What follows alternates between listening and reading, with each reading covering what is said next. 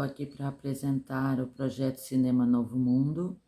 É um projeto que foi contemplado no edital Expresso Lab, né, Lei Aldir Blanc, em 2020, que nasceu no início da pandemia, quando os cinemas estavam fechados, as incertezas das profissionais de arte, de cultura, eram grandes, além do perigo, né, do medo da contaminação pela Covid. A gente também tinha uma preocupação sobre como resistir, né, durante um período que a gente não sabia quanto tempo iria durar. E então surgiu a ideia de promovermos encontros virtuais, sempre com 2 convidados, né? Uma vez por semana, para conversar, né, sobre cinema, sobre o que cada um estava pensando, os rumos, né, as possibilidades, e também temas diversos, né, que cada convidado poderia escolher o tema que gostaria de falar. Então, nesse episódio, vocês vão assistir a apresentação da professora, filósofa e cineasta Clemi Blaud, que trouxe o tema sobre Paulo Emílio e a sua relação com a filosofia. E em seguida, o professor de cinema por 40 anos na Universidade Federal Fluminense, também cineasta e sociólogo, Sérgio Santeiro, que trouxe o tema que ele chamou de Cinema Nosso. Então, a seguir, vocês acompanham a apresentação da Clemi e, em seguida, do Sérgio Santeiro. Espero que vocês gostem. Até. A relação do Paulo Emílio com a filosofia. É uma relação comum que acontece com as pessoas que estão interessadas em cinema nessa época. O cinema não existe como área de conhecimento ainda, né? Uma área formal, institucionalizada nas universidades. Quem acolhe as pesquisas sobre cinema é a área de filosofia. Isso acontece no Brasil, na França, em vários países. Aos poucos, os cursos de cinema vão se formando e os interessados em filosofia vão se encaminhando para as faculdades de filosofia, né? Então, existe essa formação dupla de uma pessoa que é filósofo e cineasta, historiador de cinema. Isso é comum nessa época, né? Semana passada o Joel lembrou que os cineastas liam muito os filósofos. Não é só que eles liam, eles eram formados, né, nas escolas de filosofia. O curso de cinema da França começa em 43. No Brasil só vai começar em 66, fundado por Paulo Emílio. O Paulo Emílio entra na universidade em 1940. Ele já tinha ido para a França, já tinha entrado para o Partido Comunista, já tinha saído, já tinha fugido, já tinha passado um tempo na França. Quando ele volta para o Brasil, ele se matricula no curso de filosofia, porque é lá que ele pode encontrar alguma pesquisa sobre cinema, né? Algum interesse sobre cinema.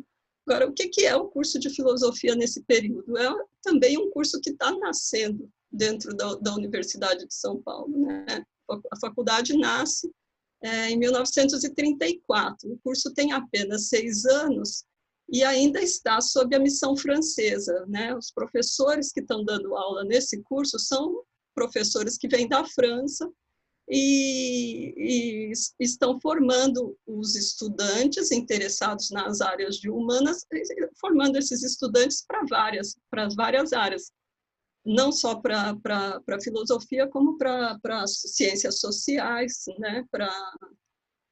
letras para história, não existe o curso de geografia ainda, não existe o curso de ciências sociais, existe só letras, história e filosofia. Existe a partir de 1934, né? E o Paulo Emílio entra nesse curso de filosofia e encontra um grupo de estudantes inclinados a um debate sobre as artes, né? Quem são esses estudantes? Antônio Cândido, Gilda, Décio de Almeida Prado, entre outros, né? É um grupo de estudantes que está mais inclinado para pensar as questões ligadas às artes, à literatura, ao teatro e ao cinema. E o Paulo Emílio vai se juntar com esse grupo, é um grupo de amigos, de estudantes, né?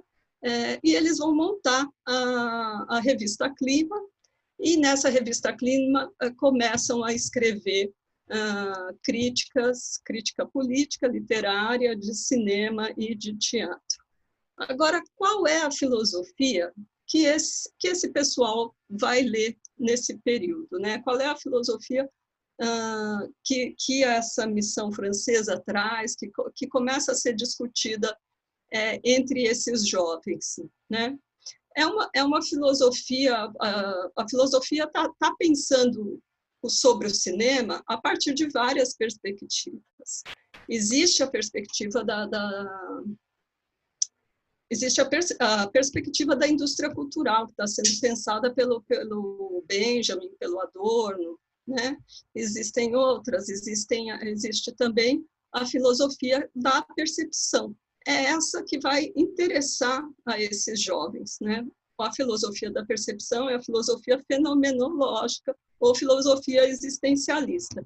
É essa filosofia que vai ser acolhida por esses jovens e vai trazer um grande estímulo ao pensamento crítico deles, né?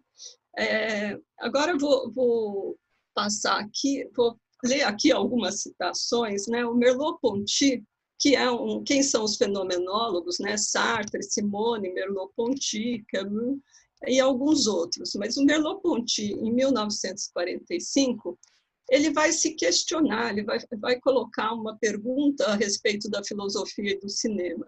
Né? Ele vai dizer, haverá uma influência da filosofia no nascimento do cinema, ou terá sido o cinema a influenciar a própria viragem filosófica no século XX?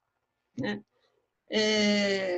Claro que existia toda a filosofia antiga, da filosofia que se escreveu até o século XIX, mas na viragem do XIX para o XX, nós vamos ver nascer essa filosofia fenomenológica e a filosofia, aos poucos, vai incorporando o cinema.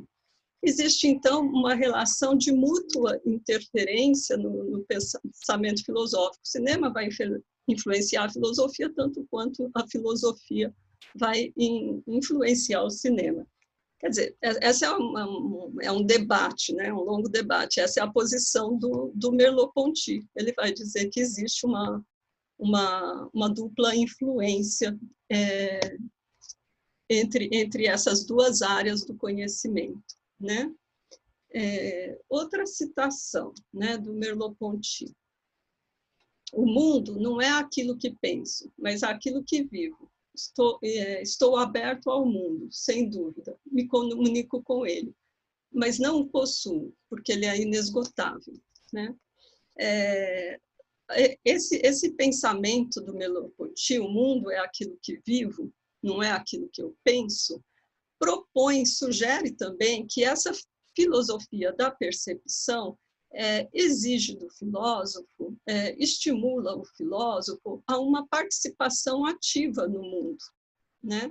O filósofo é aquele que está vivendo o mundo e sentindo os fenômenos que estão em torno dele, ele está sentindo esses acontecimentos e percebendo esse mundo de uma maneira imediata. Né? Ele vai descrever esse mundo a partir dessa percepção que ele tem, que é uma percepção imediata e não um pensamento, e depois ele vai refletir e vai pensar de uma maneira mais teórica a respeito dele. Mas é uma filosofia que pressupõe uma vivência ativa no mundo.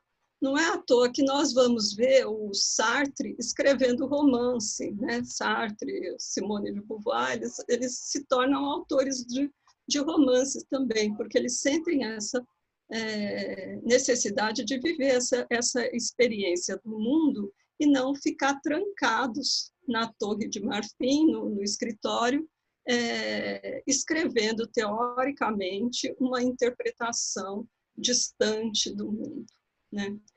Olha, se a gente olhar para a vida do Paulo Emílio, nós percebemos isso de uma maneira muito muito evidente, né? Paulo Emílio vai construir uma cinemateca, vai fundar curso de cinema, vai escrever a história do cinema brasileiro, vai escrever um ensaio, vai escrever críticas. O Paulo Emílio de fato, a gente pode entender o Paulo Emílio como um filósofo da fenomenologia, né? E como que isso vai aparecer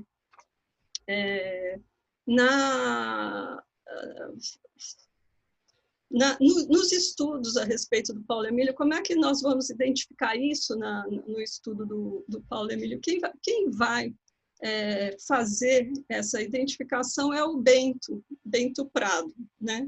A Gilda também, a dona Gilda também escreve sobre o Paulo Emílio, e quando ela escreve esse texto sobre o Paulo Emílio, ela faz um discurso que tem toda essa influência da fenomenologia. Eu vou ler aqui um trecho, né, da Gilda. Ela vai dizer: o seu diálogo é sempre uma relação privada com a imagem, cuja palpitação profunda procura acolher com humildade. Mas desta imagem, deste filme, deste autor, feito nessas condições e nessa época. É isso é assim que ela resume o trabalho do Paulo Emílio, o texto do Paulo Emílio, né? O Bento, ele vê na leitura da Gilda, ele vê na leitura que a Gilda faz do Paulo Emílio, algo que ele identifica na própria Gilda, né? Que é também uma autora que também esteve presente na revista Clima, que também escreve sobre cinema e escreve sobre arte, né? O que o Bento diz? Ele diz que o estilo da Gilda é uma espécie de vai e vem constante entre o imediato fenomenológico das obras de arte e o aprofundamento de suas pré-condições históricas e sociais, né? São análises concretas. É este quadro, este filme, este poema que provocam o frisson da audiência. E o Antônio Cândido vai dizer também que o que eles tinham, que eles sentiam, era paixão pelo concreto, né? Paixão pela vida, paixão pela atividade crítica, pela atividade literária, pela atividade cinematográfica. A nova fornada de cinema brasileiro ganhou uma certa... não é que seja unidade, não, mas eu acho que os filmes dessa fornada, né, eles são... eu acho que eles são parecidos, né?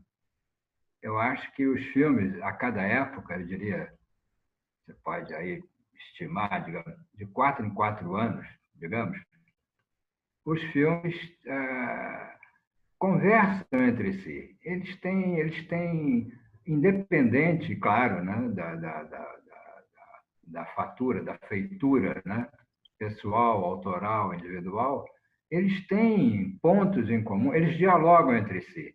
Eu, uma época, dizia que eu acho que o cinema brasileiro é como se fosse um grande, né, filme que se compunha de todos os filmes como se fossem sequências, né? você vê muitas vezes, né, os filmes, há personagens que transitam de um filme para outro, de um autor para outro, né? Há uma, quer dizer, há uma continuidade, né? Essa continuidade, é claro que ela é perturbada, né? Errada, né? Ela é, sobretudo, pelo que o Noé escreveu inicialmente. É, segundo, né, uma das grandes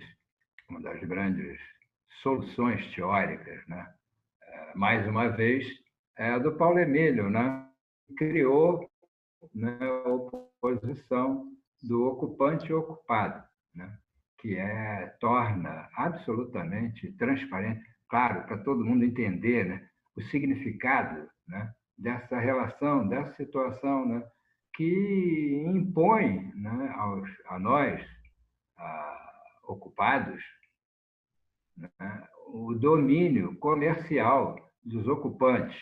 Né? A partir daí, todo o cinema brasileiro, independente da sua, sei lá, da sua concepção política ou ideológica, ou o que seja, todo filme brasileiro é um combatente interno, né? Um combatente nativo, né? Nessa relação que é uma relação muito desigual, né? É, como várias vezes já se sabe, né? Quer dizer, o modo de vida americano, né? O American Way of Life, ele primeiro ele é estereotipado, né? Nos filmes, né? Claro que nem todos os americanos vivem o paraíso americano, né? Todo mundo sabe, entendeu? Que você tem, né? Você tem mendigos, você tem moradores de rua, você tem o flagelo, quer dizer, a matriz não está a salvo do flagelo do capitalismo, né? Que é a profissão de fé, né? Lá de cima. Né? Tem problemas inacreditáveis, mas a imagem, né, com que nos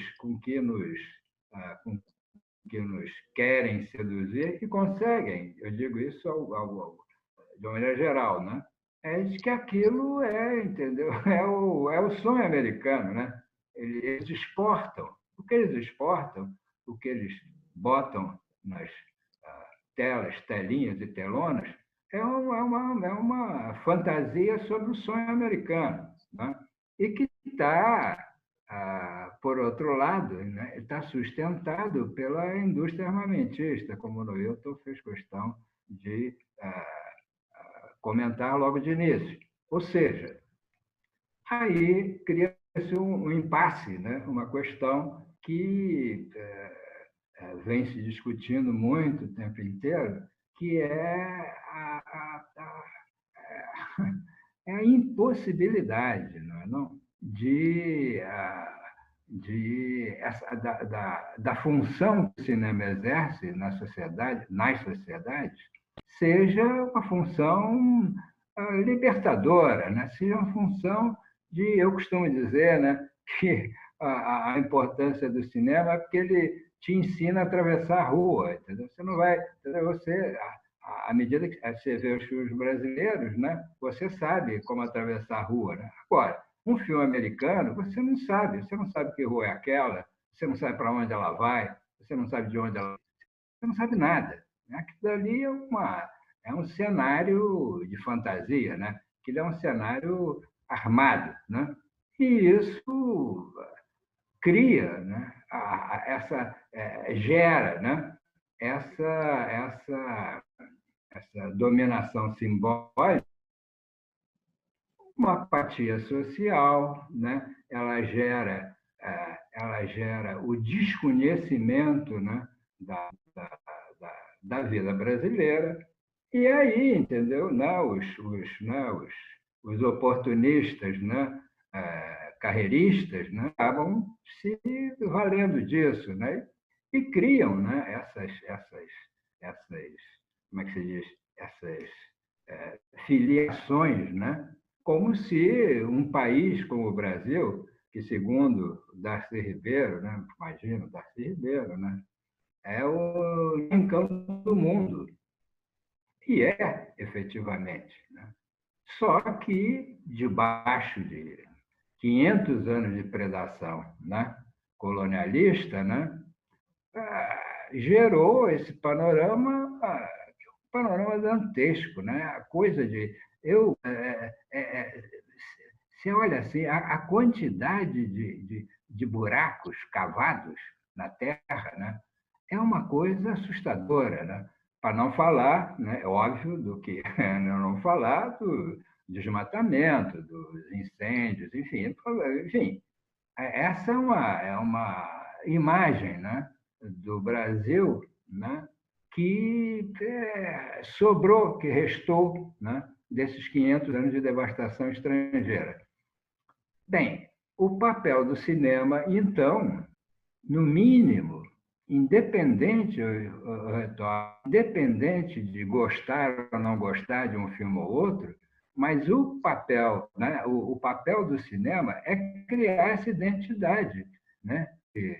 O público, o espectador e o cidadão, né, que são a mesma pessoa, né? Afinal, entendeu? O espectador não como eu costumava dizer, né? Um dos problemas, né, do domínio visual estrangeiro é porque é a passagem de avião mais barata do mundo, não é não? Você senta numa poltrona, entendeu? E você se sente, né? Em Paris, em Roma, sei lá onde, sei que mais. Agora, se você olhar pela janela, se você sair à rua, não é isso que você vai ver, né? Você vai ver o seu pedaço, o seu chão, né? O seu, né? Que é necessário, inclusive para você poder se orientar, né? Você poder agir, né? Você não vai entrar, né? Você pode assistir ao cenário do cinema mundial, mas você não vai viver, né, o cenário mundial. Né? E essa é uma das questões, né, para que seja necessário. Por outra parte, eu vejo, né, com evidente satisfação que, a despeito desse fogo de barragem, parece aquelas coisas, né, de filme de guerra, né? Eu tenho horror de filme de guerra, eu acho um horror, eu não consigo ver. Eu sei que tem, né, a história do cinema mundial tem notáveis filmes de guerra, mas eu não aguento ver. Eu, sinceramente, eu fico com uma coisa, porque, olha, eu acho que não tem nada pior. Olha, eu vou chegar a dizer um absurdo de repente, mas não tem nada pior do que guerra. Mas nada é pior do que guerra. Nada, nada. Olha, até sei não, hein? Até né? Essa coisa que está aí, entendeu? Guerra é pior. Guerra é pior. Né? A, a, a, essa coisa, né, das pessoas morrerem, né, amando de outras coisas, de conjunturas, de políticas, de interesses, né, absurdos, né, é uma coisa totalmente insuportável. Né? E gera, né, como, né, o cinema mesmo mostrou para nós no cinema, aí eu já falo do cinema mundial, né? Mostrou para nós, entendeu? Que não vivemos guerra nesse sentido, né? Claro que vivemos a guerra cotidiana, não vou me estender sobre isso, a questão da violência, eu não vou entrar nessa tragédia, né? Mas a guerra, aquela coisa, entendeu? Que os americanos impuseram ao Oriente Médio recentemente e querem impor, né, em outros lugares, né? É uma coisa pavorosa, é pavoroso isso. E as pessoas inteiramente à mercê de coisas que, imagina, entendeu? Imagina um bombardeio por drone, entendeu? Imagina quer dizer,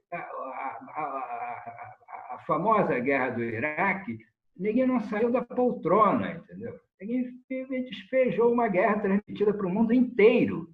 Olha mais uma vez, né? Na base do botão. do botão.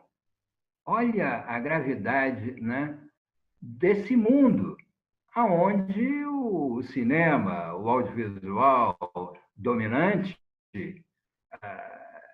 conspira a favor, né? Cria as condições de tolerância mental, né? Para essas coisas absurdas, né? E então gera, né, o grande cinema mundial, seja ele de qualquer nacionalidade que não a nossa, né? Né? Você, a gente assiste, né, os filmes, né, estrangeiros com uma, eu diria, né, com uma generosidade oh, traiçoeira, entendeu? Porque não é para ser tão, entendeu? Tão delicado, não, é não? Aí fica, claro, entendeu? Você fica, como é, as estrelas de Hollywood, né? Mesmo atualmente, né?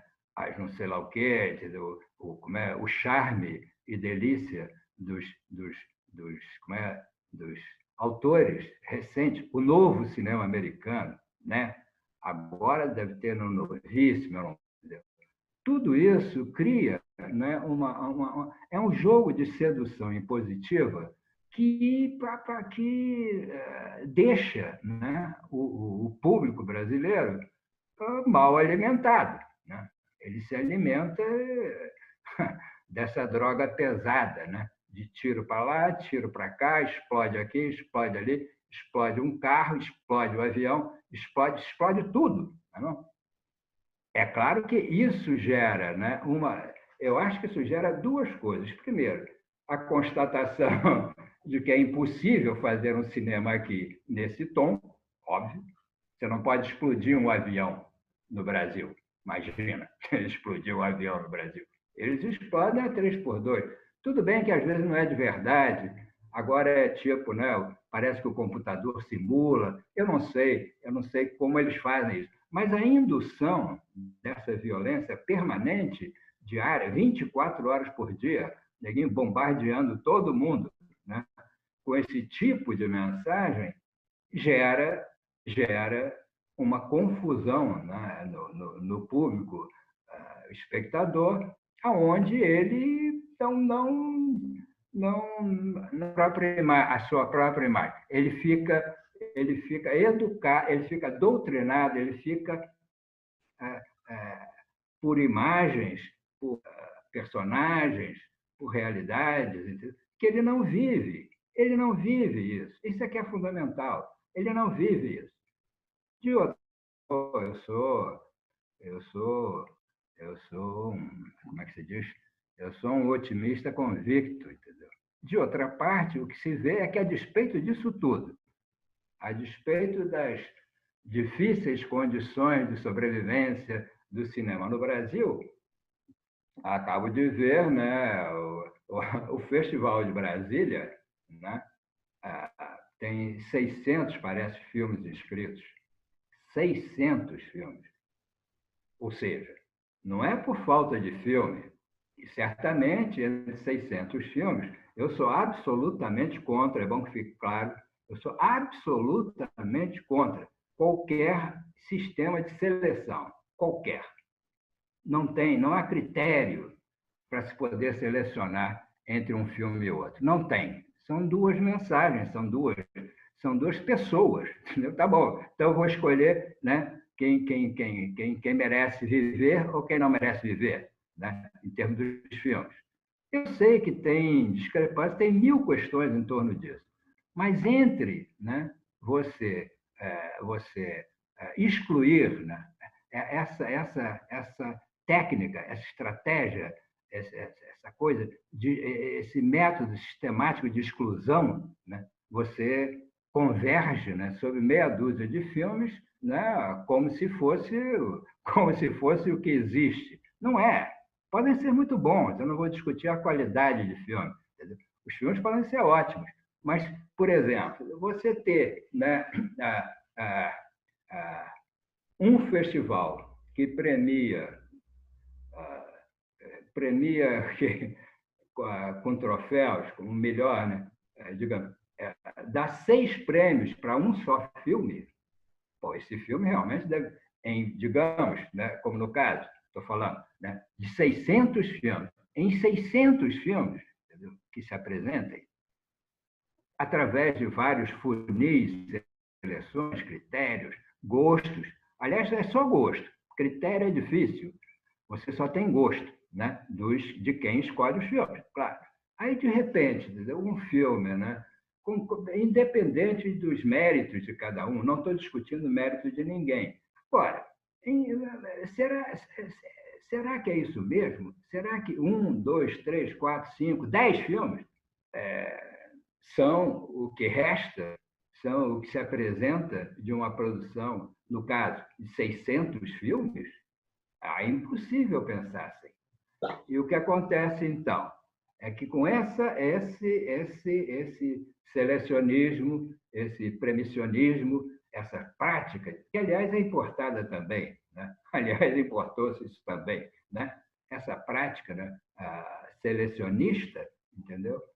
A verdade é que fica naturalizado, né, o entupimento dos canais audiovisuais por os 600 filmes importados, né, cuja qualidade, sinceramente, aí sim, se você tirar meia dúzia, poxa, é muita coisa. Porque, o geral, o que você liga, o que você vê, você liga a televisão, né, né, o que você tem é uma enxurrada de lixo inacreditável. Eu nunca vi tanto lixo quanto o que se despeja sobre o público brasileiro. E é claro que aí você vai querer, né, pode-se imaginar, entendeu, que esse mesmo público, entendeu, possa, né, possa apreciar o biscoito fino que eu fabrico, como dizia o Oswald de Andrade, né? Enfim, essa questão, e que ao longo dos anos, que isso é mais ou menos o que ocupa a minha cabeça, eu já expliquei muitas vezes, né? Eu sei, eu sou uma pessoa limitada, entendeu? Os meus neurônios foram fugindo, foram, né, se dispersar. E de uns, sei lá quanto, de uns 20 anos para cá, eu não tenho espaço mental para entrar nessa barganha, né, do que é estrangeiro, do que nos é imposto e do que nós precisamos viver. Eu não tenho mais espaço para isso. Eu não vejo mais, eu não sei, não quero saber. Entendeu? Eu não quero saber do que é estrangeiro. Não é porque eu seja nacionalista, não. É preciso. Eu sou nativista, que é anterior, não, à questão de Estado-nação, que foi um desastre, é um desastre, né, mundial. O que existe são os povos, independente de fronteiras, né, de limites, de tecnologia. Os povos, em todos os lugares do mundo, os povos, não estou falando, insisto, em nacionalidade. Os povos são, em todos os países, em todos os lugares, né, os povos são dominados, né, são dominados. E o que impede, né, que como se dizia, né, o que impede que a história se faça, ou seja, impede que a humanidade progrida, né? Fica a humanidade, né, com esses bufões no poder, né, perseguindo todo mundo, perseguindo aqui, ali, por isso, por aquilo, enfim, inventam motivos, pretextos, né, para exercer o domínio sobre a coletividade, sobre o coletivo, né? Eu vejo, então, que aqui aqui, no mínimo, o cinema nosso, né, o nosso cinema, né, tem, no mínimo, a oferecer, né, ao público esses 600 filmes, né, no Festival de Brasília, né? Isso no mínimo. Eu não sei eu não sei qual o levantamento geral, né, da produção brasileira atual, né? Eu estou falando do geral, porque o que está o que pode ser carimbado oficialmente é uma coisa, né? Os que não aparecem nas estatísticas, né? No entanto, existem, né? E é curioso isso, né? E embora não se consiga, como nós não conseguimos, como, entendeu?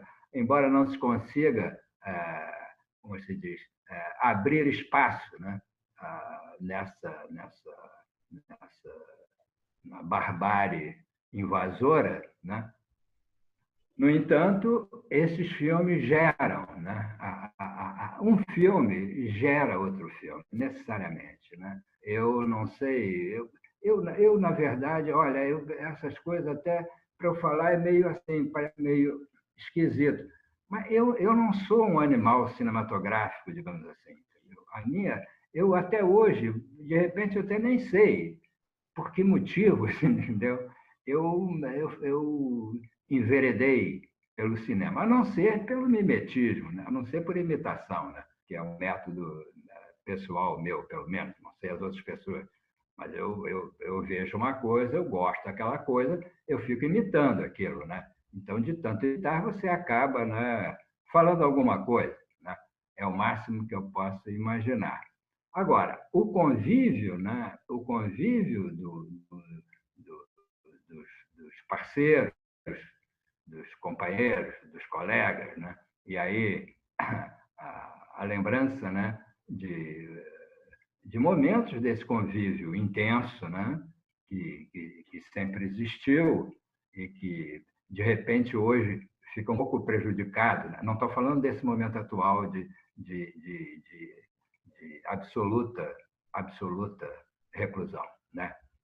Absoluta, necessária, absoluta. Né?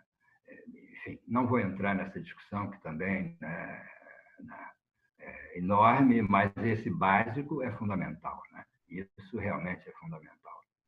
Bem, mas nesse cenário, então, você tem, então, continua a ter, né, uma produção cinematográfica extensa, diversificada, com autores, com realizadores necessariamente mais novos, não estou falando só de idade, mas estou falando do ingresso, né, na atividade cinematográfica, né, e certamente, entendeu, com o verdadeiro painel, né, do nosso querido país. Né? País também é um conceito que eu não gosto, pessoalmente. Né? Eu acho que essas coisas ficaram tão naturalizadas que a gente não estranha. Né? Mas o Brasil, no mínimo, são 6 países, né? Os 5 que são as regiões, né? Que já são também uma abstração. Né?